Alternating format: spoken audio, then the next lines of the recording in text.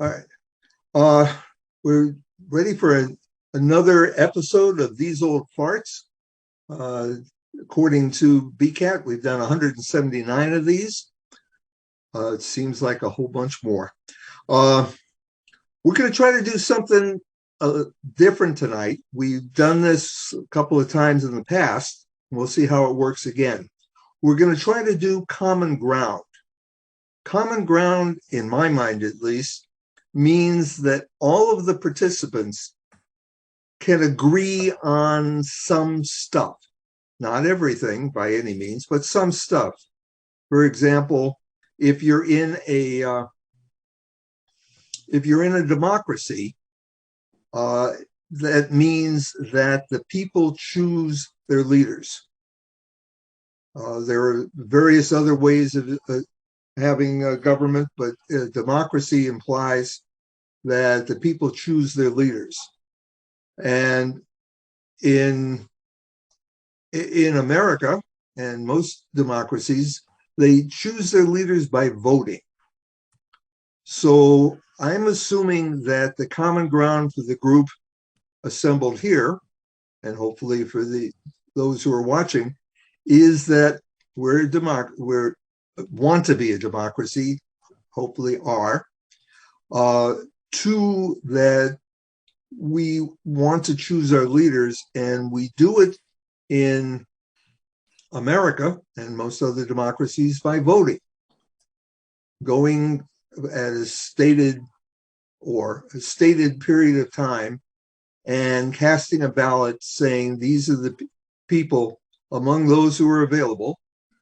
Not everybody. Nobody nominated me to be president. But among the people who are available, this is the individual that I want to be the leader and do job X. Again, hopefully the group agrees. Finally, the question is, well, multiple questions, but the first question is, who gets the vote? In America, there are some specific rules about who doesn't get to vote, some of which are different in different areas of the country. For example, according to the U.S. Constitution, anybody who's 18 or older who has not been convicted of a felony can vote. He has to do some things beforehand, like register.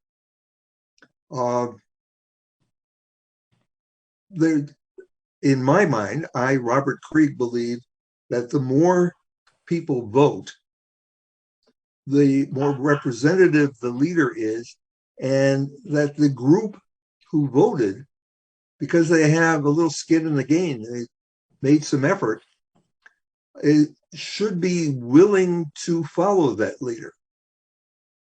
And I personally, therefore, I think that you want to have more rather than less people voting. Almost anything you can do to get people to vote is important. Now, prior discussion with the group, I believe that I think Chuck said it was the Australian method, which said if you don't vote and you're eligible, you get fined. I don't think that makes sense because, as Chuck pointed out, what it means is people who don't know or care just go down and cast a random ballot. I don't think that's useful. But assuming that people are willing to make an effort to vote, I think that anything that limits them from voting needs to be seriously considered. In any case, that's kind of the introduction to what we're going to at least start talking about. If you watched the show in the past, you know that the conversation may wander from place to place over time, but at least this is where I'd like to start. Chuck, Omanon, Paul? I do have an observation, and I was just looking at the U.S. Constitution, the 14th Amendment, and the second sentence of the 14th Amendment, Section 1, says that no state shall make or enforce any law which shall abridge the privileges or immunities of citizens of the United States. Now, that says you can't pass a law that says a privilege you already had gets eliminated. So, from my point of view, all of these laws that are popping up in the past 5 to 10 years about restricting the voting rights of people are in violation of the 14th Amendment. And I just can't understand why the Supreme Court hasn't just struck them down immediately. But does anyone have any clue why they haven't struck down this since they all violate the 14th Amendment? Well, my understanding, and I don't have the Constitution in front of me. I do. I just read it. But the states responsible for defining who, given the minimums that the Constitution has stated, may vote and what the procedures are to vote. So you'll note if you already had a privilege, they can't take it away. Well, one of the amendments, If you had the privilege of receiving a bottle of water in line, they can't make that a violation. I don't think that's the case. By the way, I think that that's the stupidest overreach of trying to control who gets the vote and under what circumstances that I've ever heard. But the bottle of water thing.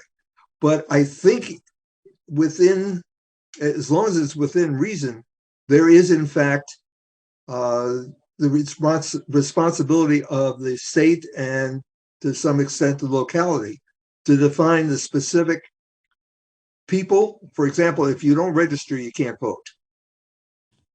Agreed. Okay, so right there, that's something that is beyond what the Constitution said. There's a limitation.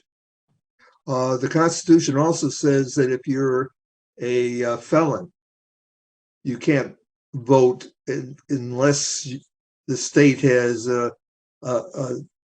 allowed you to do so. Florida passed the law saying the state had to let prior felons vote as long as they met certain requirements. But before that, and that was like 3 or 4 years ago, before that, felons could not vote. Ipso facto, end of story. But in other states, that wasn't true. I'd like to back up a little bit. Okay. Paul read I read part of the Constitution. I guess what I'm wondering is, and I've never looked it up, obviously the voting laws have evolved over the years.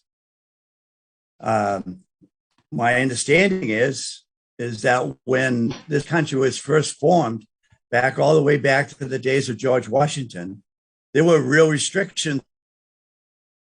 I mean, you had to be a landowner and other things.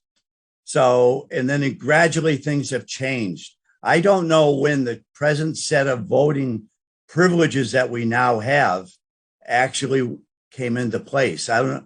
Was it in the 1920s? Was it in 1900? I've seen movies and I've seen things where I've seen people voting just in a group of people and they raise their hand to vote for somebody. When did the ballot actually come into play? I've never researched that. I don't know if anybody actually has. I know some of the things that you're questioning, and they changed over time. For example, the idea that only a property owner could vote, but that was never in the Constitution. That was the states and probably the localities said that was the case. And then over time, they changed it. It was in the 1920s, I think, that women were allowed to vote. It was a felony for a woman to try to vote in the 1800s, at least in some areas. In Wyoming, it wasn't. They were the first state to allow women to vote. But things have changed over time. 18-year-olds were given the right to vote, what was it, 70s? Somebody remember? Yeah. So they were given that they were given the right and privilege to vote, but once they were given that privilege, the state couldn't write a new law to take it away. That's my point. Well, but it was a federal minimum. Even if the state was the one that gave them the privilege to begin with, then they had the privilege. So therefore, the state can't write a new law to take that privilege away. I think that's what the Constitution says. States, though, are the ones that decide what the rules and regulations are. Well, with a minimum, because the Constitution overrides the states. For example, I don't think a state can, on its own, decide that for its population, you have to be 21 to vote. I would imagine that they could say you could vote at 16, because that doesn't override the constitutional floor.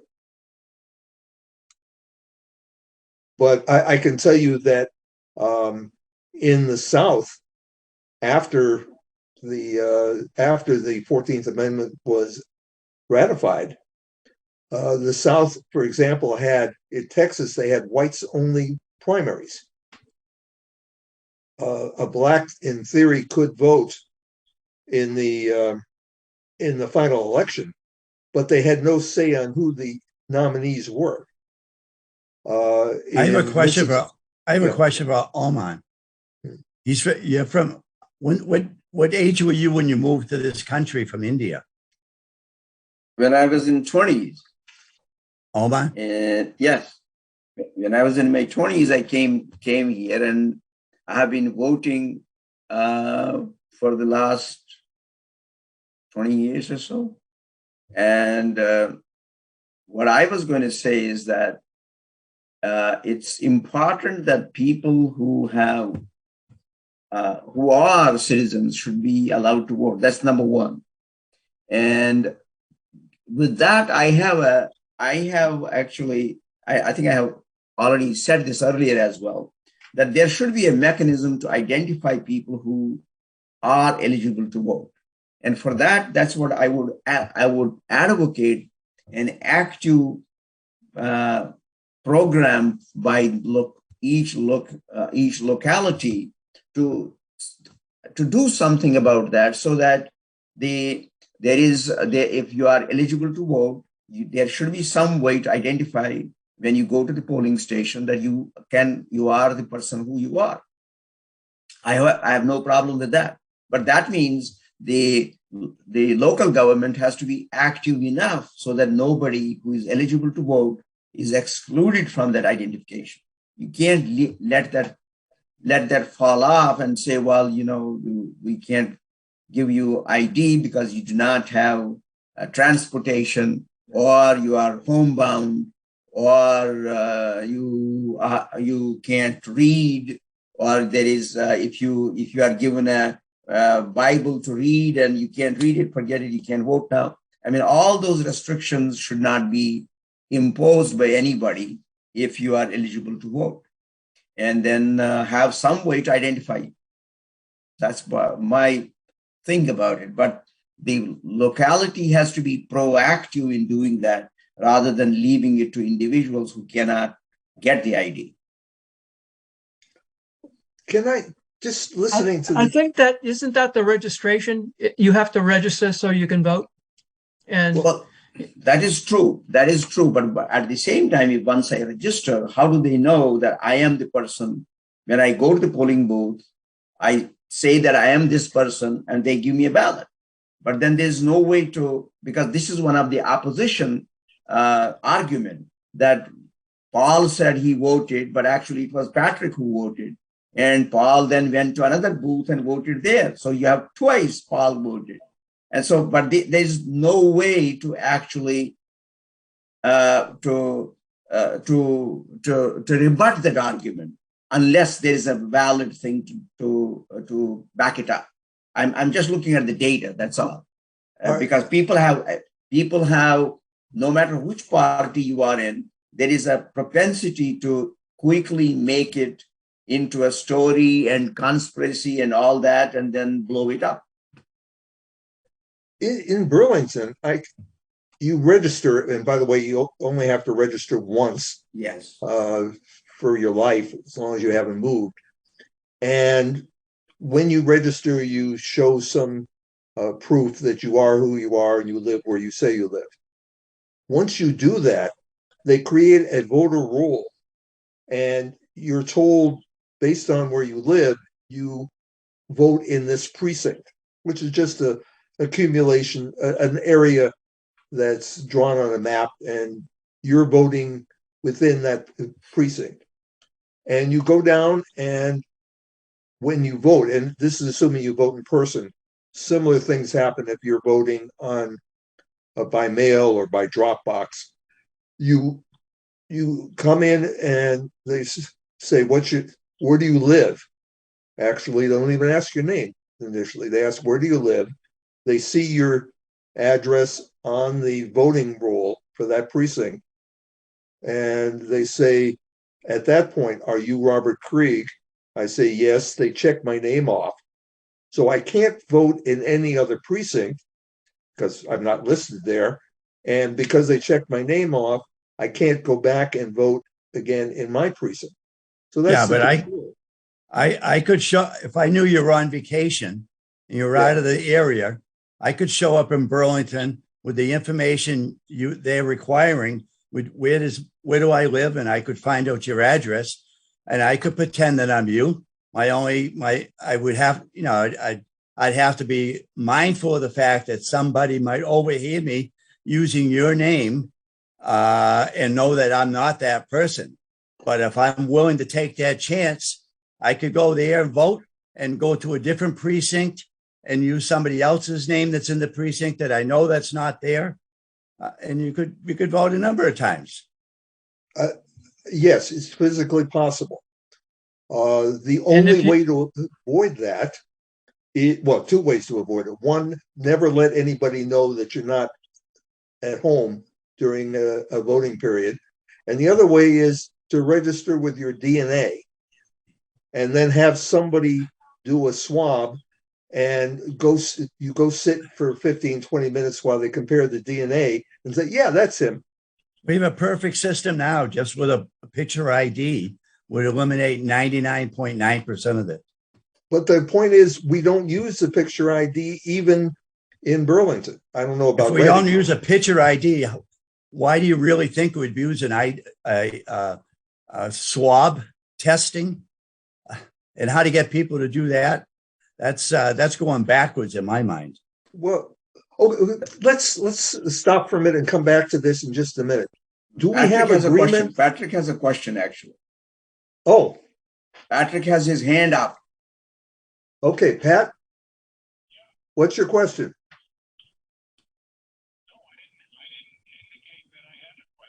Oh, Omanon.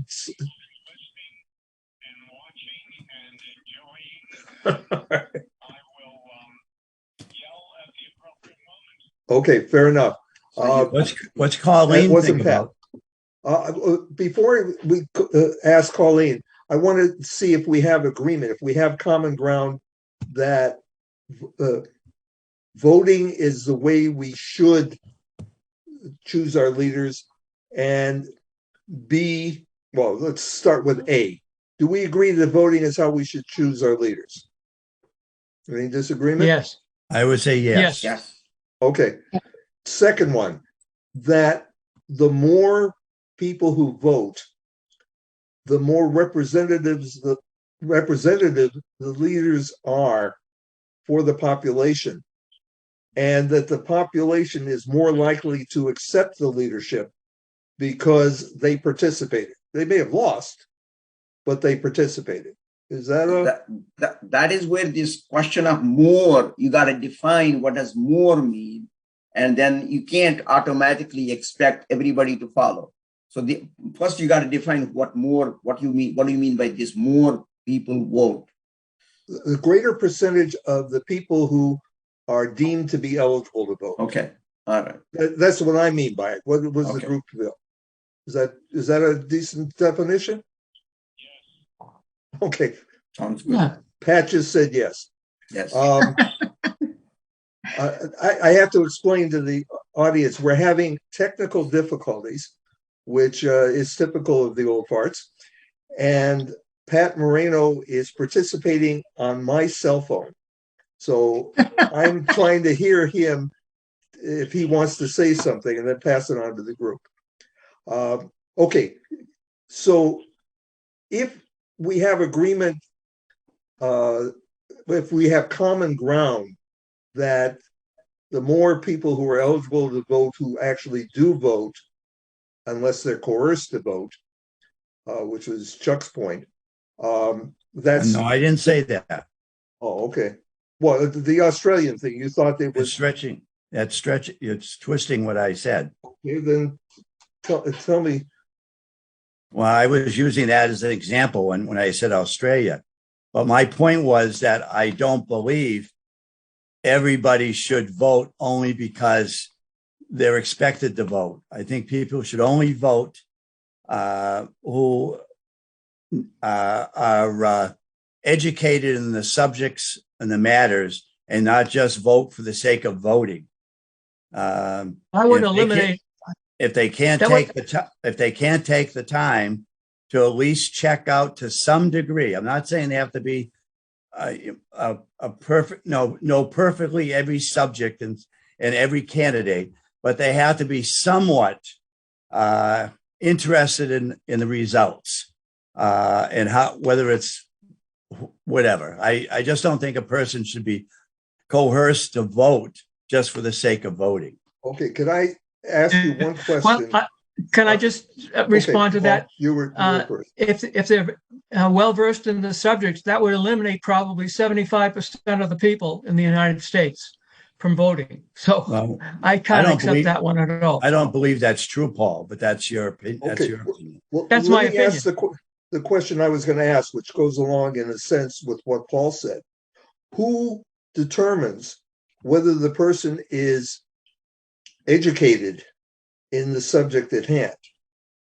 I don't think, I'm not trying to say there's got to be an education test. Okay. All I'm suggesting is that we should have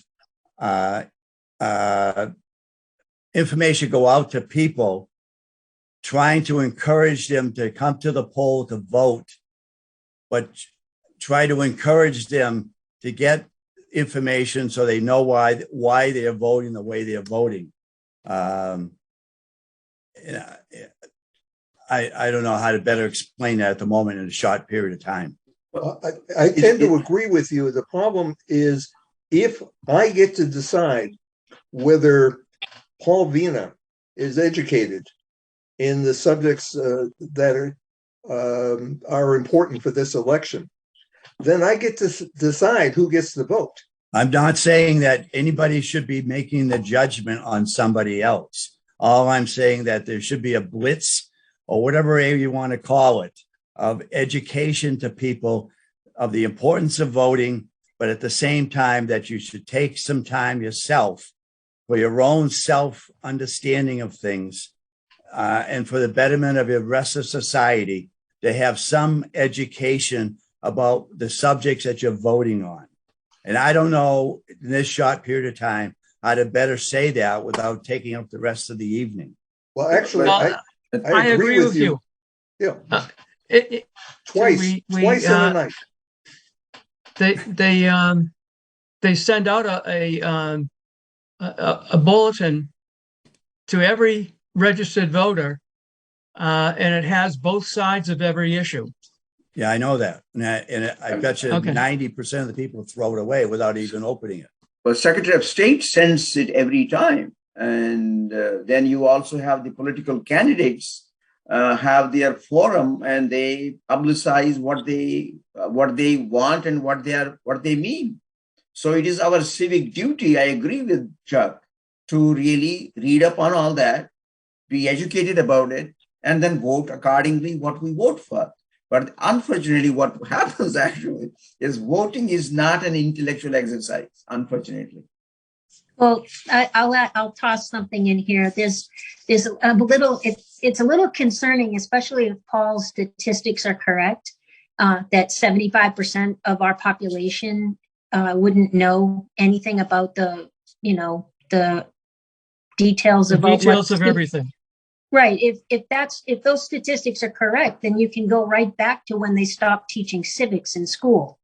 If kids are still being taught civics, then they would be knowing about their rights, and they would be concerned whether the people that they were putting in office were going to honor their rights. So if that's the case, if 75% is accurate, then you can draw that line right back to when we stopped teaching civics, because most people think that their civic duty is to go out to the polls. But in a government that's of the people, for the people, by the people, there definitely has to be more active participation in general, not just at the polls, but they have to be actively reaching out to their representatives to find out, are they actually doing what they said they were going to do, and hold them accountable. If we're not going to go any further than the polls, then really are the people that we're sending to Washington or even to the State House really representative of what we're putting them in office to do? That's an excellent point, Colleen. Terrific. Yeah, by the way, I agree with what you're saying. I don't think it has to do with teaching civics or not teaching civics. I can honestly say I vote in local elections in Burlington, and have every year since I've lived here, which is over 50. And I don't know many of the issues. I'm satisfied that the town is working well. My tax rate is much lower than the rates around me. I'm perfectly happy to keep the people who are in control because of those reasons. But I couldn't tell you the individual I got to issues. cut you off, Paul. I got to cut you off, Bob. Okay. The point Colleen was making, that's where it all starts. It starts in the schools and getting the civics down, and hopefully what you're saying you're doing, or what you're concerned about, you learned the importance of that many years ago. Most kids aren't learning that stuff nowadays, as Colleen nicely said, properly said. Okay, I don't know what the curriculum is in the Burlington High School. I would like to think that there's if not a course in civics, that it's discussed in various other classes. I don't know. I, by the way, am somebody who has a degree in political science, and in fact, is very, I think, fairly well versed in what's going on in national politics. But I think in large measure that the majority of people, and as Omanon said earlier, it's an emotional issue. The majority of people, if they're happy with what's going on in their lives, vote for the people that are currently there, or the party that's currently there, or whatever. If they're not, they vote against it. And I think in large measure, that's how elections are won and lost in the United States, and possibly in India as well. Yes, I mean, that's what I was going to point out, that although people get this, what Chuck talked about, the blitz of information from the candidates, and we know what their goals are, and some of the goals we agree with and they align with me, for example. And so I think they are the best representative. They will best represent my interest. So I do that when I look at the national candidates here. I will go through what their stipulations are, and then agree or disagree accordingly. Go and vote for them or not. And same thing happens in India. But unfortunately, what also happens at the same time, as Bob pointed out, as long as I'm satisfied my taxes are within the limit and my everything else in Burlington is working according to what I need, and I think the government is doing right the way they are, let me vote them in. And that happens even at the national level, because as long as I can agree, as long as things align more or less with my values, I can ignore some of the other things they do, and I can still put them back in office. And it's a kind of a cost benefit analysis we all make, I think. Okay. We've pretty much everybody's talked. What do we think about the idea that more, as in a greater percentage of the eligible population, voting is better than less people voting? Is that something that we can, as a group, agree on? I mean, it's always good. It's always better. I'm sorry, Khalid? Well, I was going to say, if you have the kind of government that this country is supposed to have, everyone that is eligible should be voting. I mean, if you're eligible, you can't have a government that we can't be self-governing if nobody is in it, if no one's doing it. So, I mean, whoever's eligible to vote should be voting.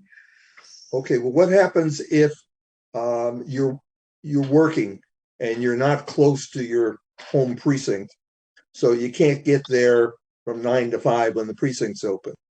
Well, most people know that they work 9 to 5 and have been doing it for many years. Right. So there's plenty of opportunity to request a mail-in ballot and take care of it. I mean, I work in Boston now. I can't go from work and get to where I need to be in 5 minutes anymore.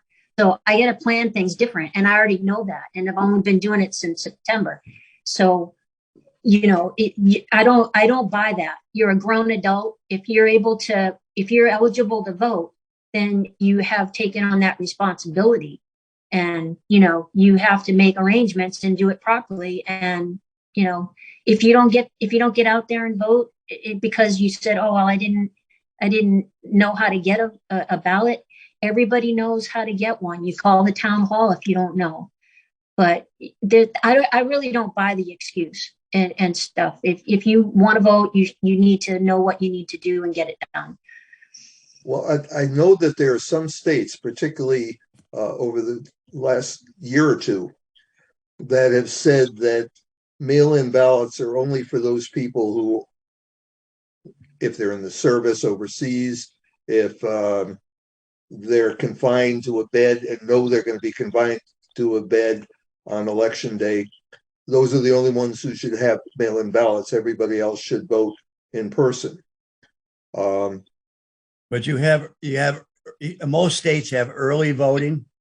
There's all kinds of other ways. Fraud through mail-in voting is probably the biggest way fraud occurs, is through mail-in voting. Except that Can you tell me what statistics prove that, please? Right. I can't give them to you off the top of a hat right now, but I certainly will do some research for you, Paul. But I can't give you the top of my head because I don't I believe know it. I've read it and I've seen information Where did you read on it? Where did you read it? in different books that I've read. But I can't give it to you right now. I'll certainly supply that to you the next week. Okay. I like Colleen's idea that you got to find ways to go and vote. And if you live in a state where absentee ballot is available, why not take advantage of it? So you then actually be proactive in the running of the government, running of the country. So there's no excuse. Well, it all depends on how you view it. Texas passed a law about how to request a mail-in ballot. Lady fills it out perfectly, and it was rejected. There's a thing you can either supply your driver's license or the last 4 digits of your Social Security. either one. The ones that didn't supply both were rejected. And that was a huge number. And they're just trying to stop people from voting. Now, that's reprehensible, but that's my opinion. That's my opinion. Well, I've read, how many times have you failed a test because you didn't follow the instructions? I mean, following instructions These is people kind of followed the instruction and they were well, no, rejected. you said that they did both when they said they could do either one or the other. Was it one or the other? Where did you get that information? Did they have both the instructions and what they did and you could see everything was done properly? Yes.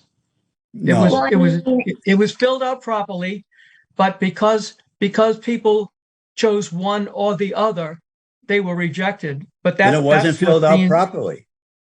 That's what the instruction said. Either give your driver's license number or the last 4 digits of your social security. And what did they do? They gave their driver's license and did not give the last 4 digits. When they resubmitted, they did both just to make sure. It's the people who, yeah. It sounds like to me they didn't follow the right procedure. And They followed the right procedure. The person that was reviewing it didn't know the procedure. well, whose fault is that? That's the town's fault. Yeah. Right. That's not the law's fault. No, it's not. It's not the law's fault. But again, it was not a requirement before. You have another thing that's happening right now, and I think in Texas, among other states, where if you do a mail-in ballot, you have to submit the same information that you submitted when you first registered to vote. In my case, I registered to vote in Burlington 52 years ago. I don't know what I gave.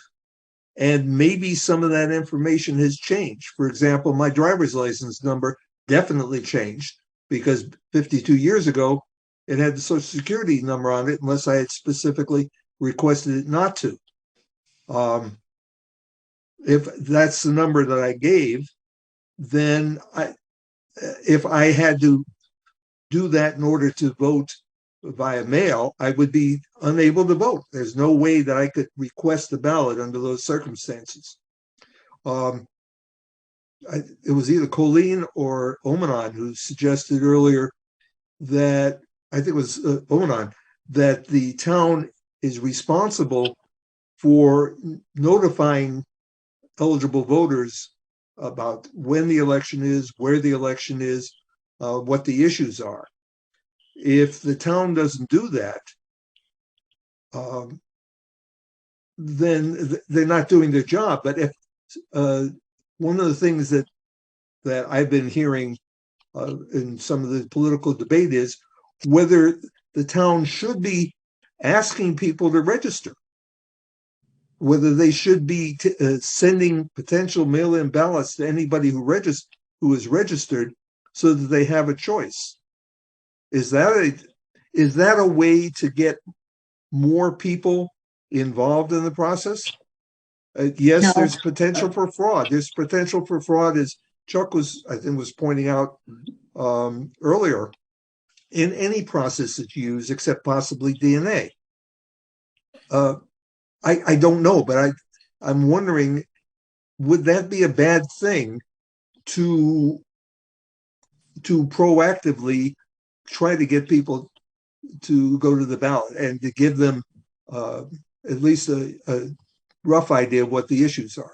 You're not going to get everybody, and I'm not sure what the percentage is of people that give their DNA to a government official to vote.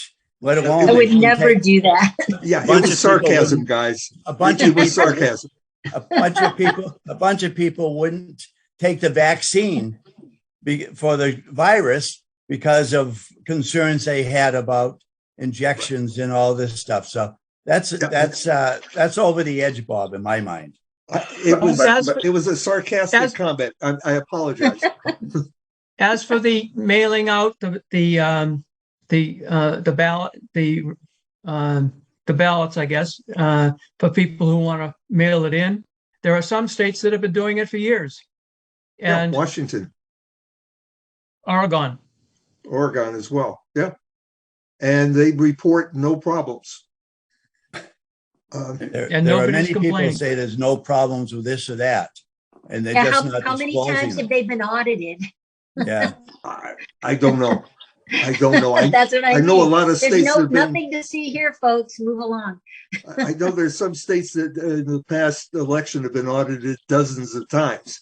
How many times is enough? I don't know. I can't comment on that. But- I but do know mean, that the process, the reason for the mail-in balloting more than anything else was that there were a lot of people who, for one reason or another, primarily COVID, did not want to go into an enclosed place. but this should be, there's some validity to that aspect because of the virus, but it doesn't necessarily mean that should be the way it is forevermore.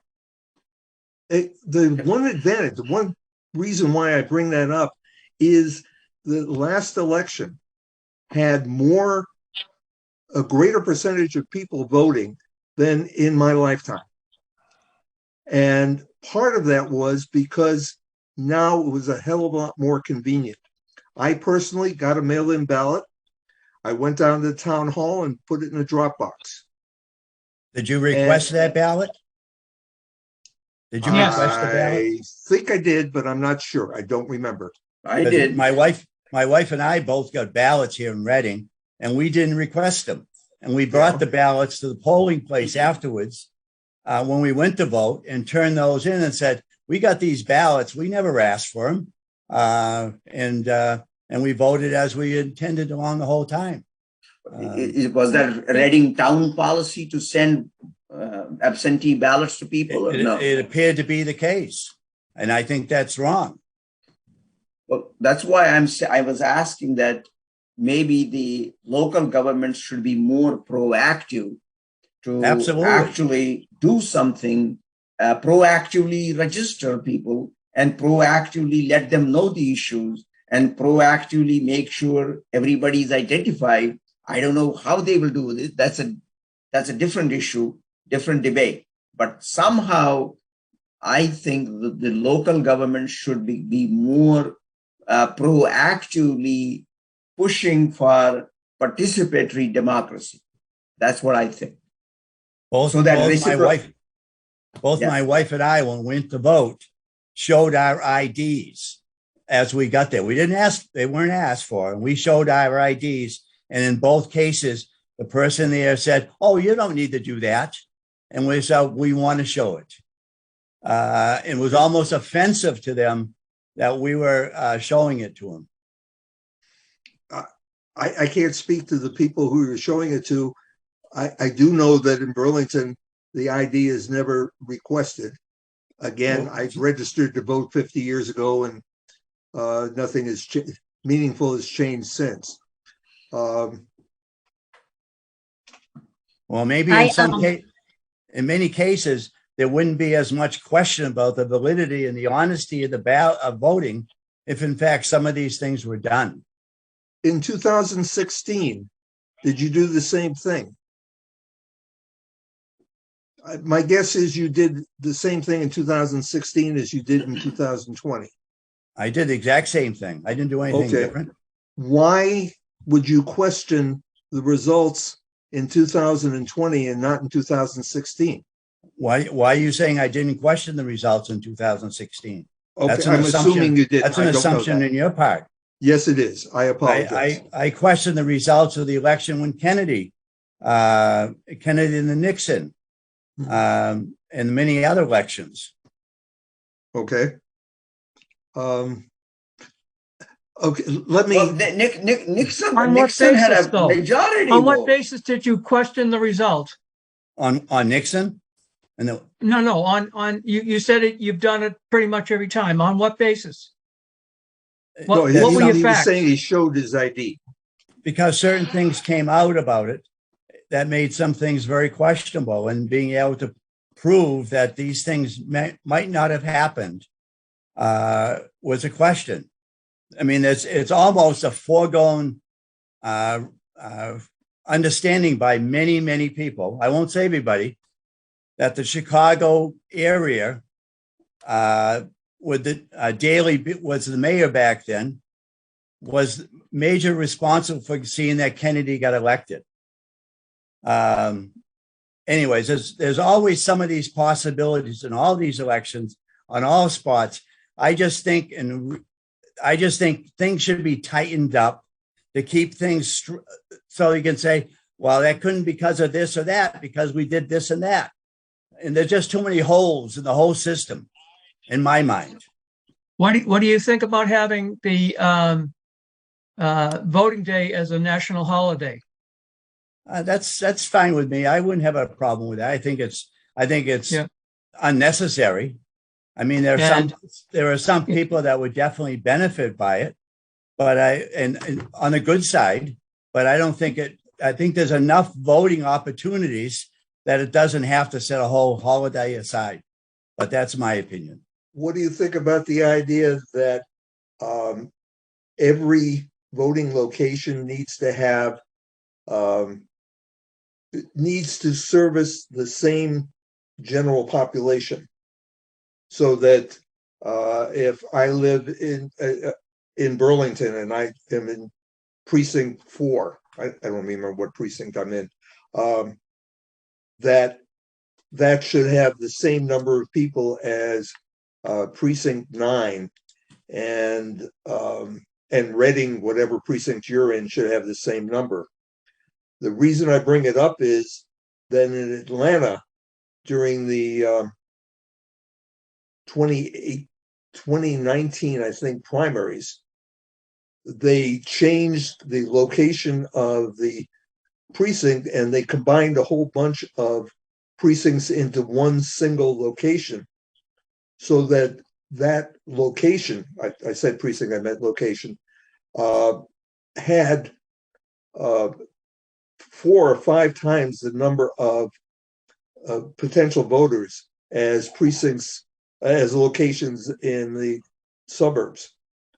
That's, by the way, one of the reasons for that was that you can control the people who are voting. You can close the poll on time, even though there are people who've been standing out there. You can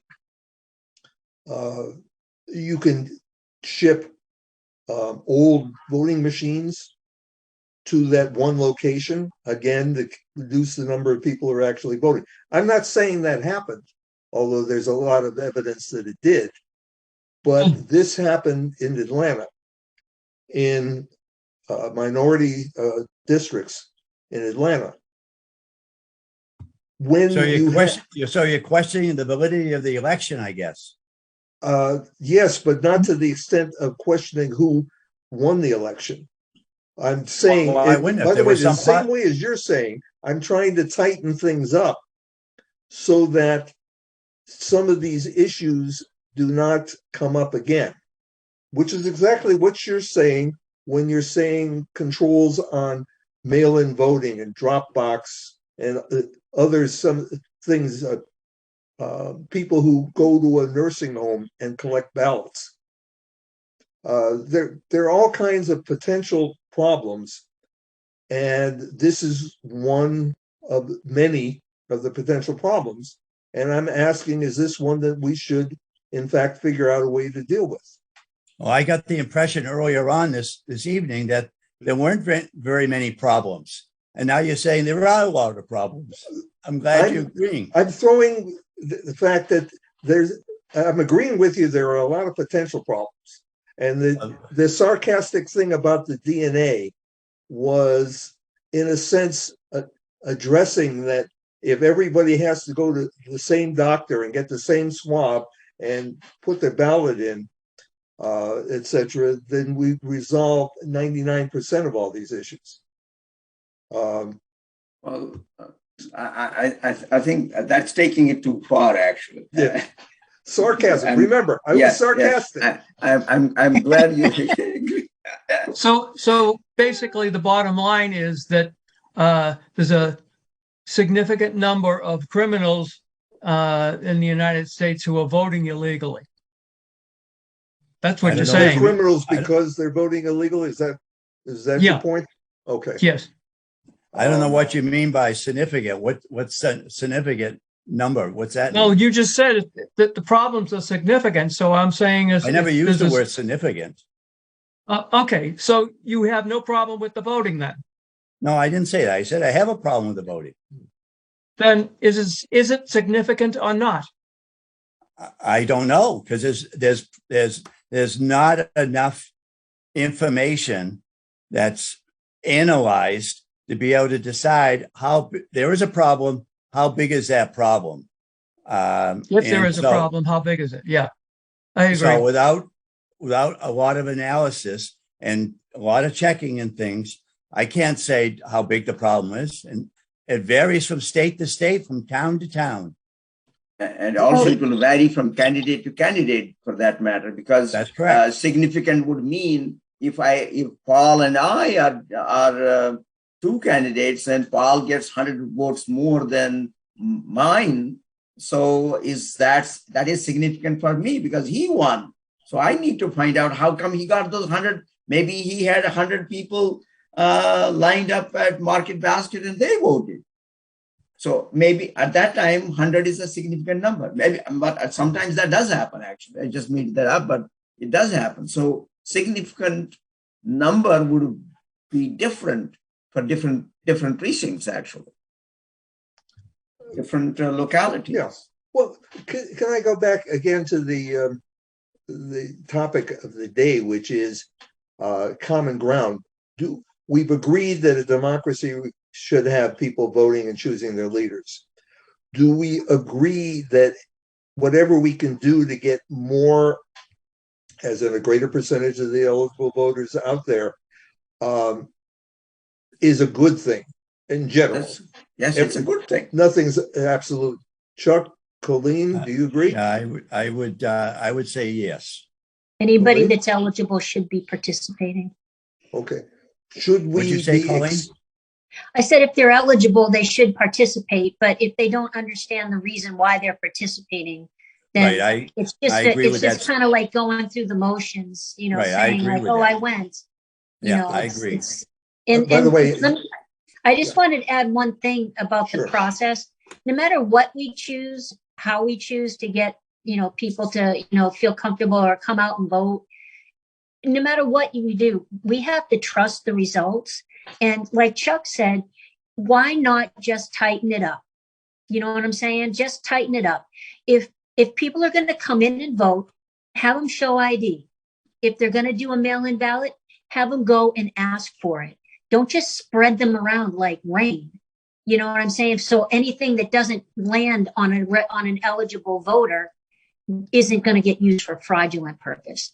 So you have to have some control. And, if you're going to do mail-in, we've always had mail-in. It's always been available. All you got to do is ask for it. I got a mail-in ballot during COVID because I thought we weren't going to be allowed to vote in person. And to be honest with you, I was scared to death because I didn't want to mess it up.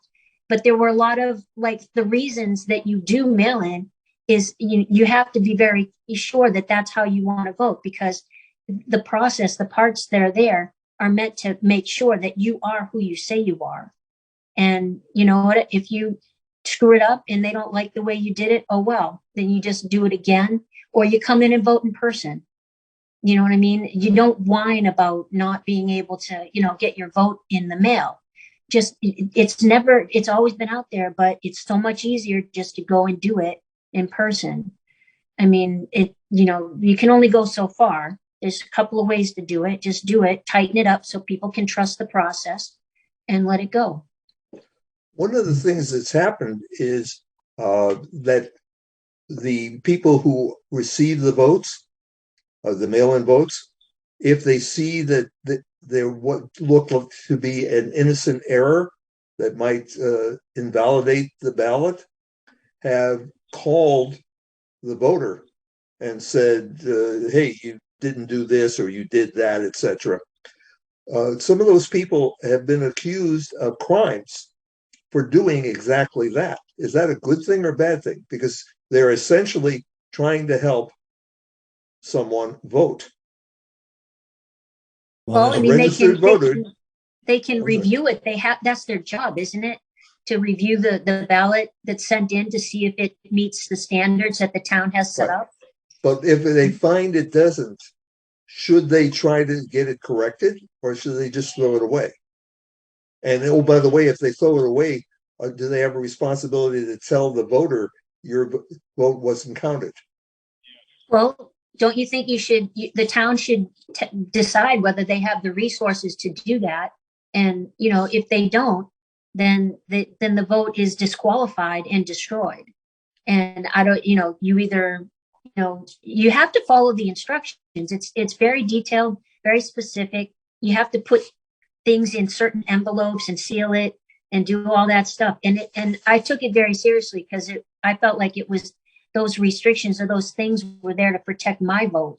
And so I try to do everything they said. Of course, you're never sure if it's going to work, but I mean, in theory, you follow the rules and you get your vote in there. But I don't know what happened in Texas, but and I don't even know, I can't even be 100% sure that my vote got counted. You know what I'm saying? It's that you don't know for sure. So right. Even though you throw out all those mail-in ballots and stuff like that, no one is 100% sure that you're getting them all back or they're all getting counted. So, I mean, the only sure way to do it is to go in person. I mean, I don't get where it's such a burden to go and vote in person. It's why do we care? You go in person, just get it done.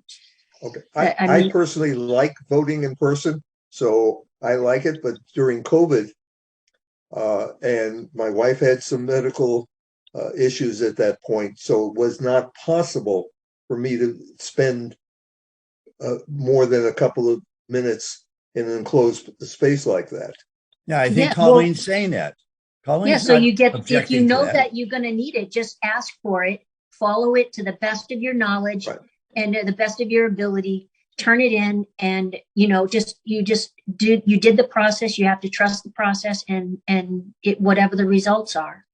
The results didn't go my way last time, and I can't tell you 100% that my vote even was counted.